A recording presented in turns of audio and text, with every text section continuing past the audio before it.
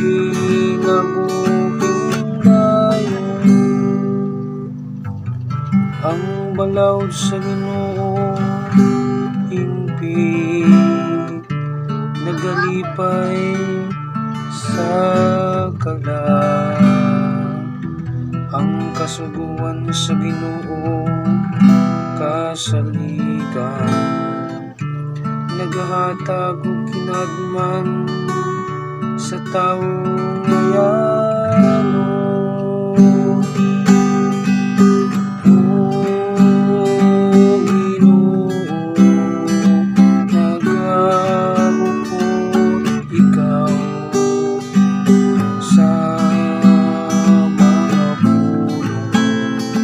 Sa kinabuhing dayon,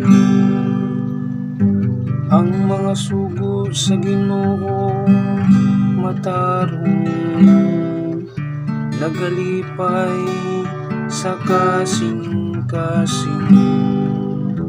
Ang mga sugo sa Ginoo matinaw, nagahatag og kahayag sa mata.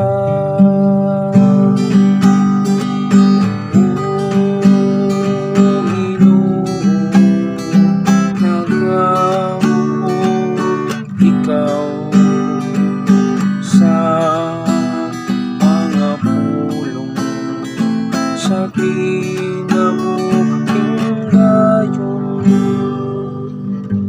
Ang kahadlok sa Ginoo malinis, nagalungtad sa kahangturan.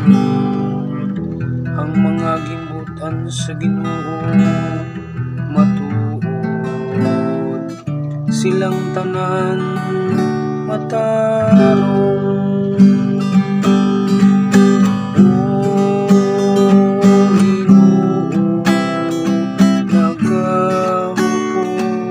Ikaw sa mga pulong, sa kinabuhing dayon, labaw sila kabililhon kaysa bulawan,